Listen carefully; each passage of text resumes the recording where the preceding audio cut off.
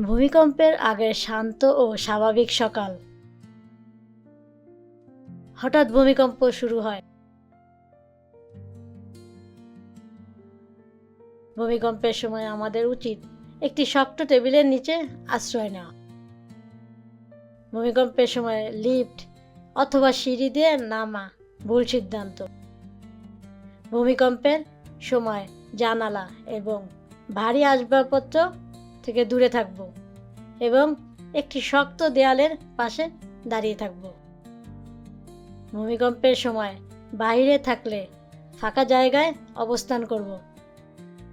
ঘুমানোর সময় ভূমিকম্প হলে বিপজ্জনক পরিস্থিতি তৈরি হয়। ভূমিকম্পের পর সাবধানে ক্ষতিগ্রস্ত ভবন থেকে বেরিয়ে আসতে হবে। জরুরি সরঞ্জাম, পানির বোতল, প্রাথমিক চিকিৎসার box, torch light, power bank, শুকনো খাবার সব সময় সাথে রাখব। ভূমিকম্পের সময় সঠিক করণীয় জানা থাকলে অনেকাংশে নিরাপদ থাকা যায়।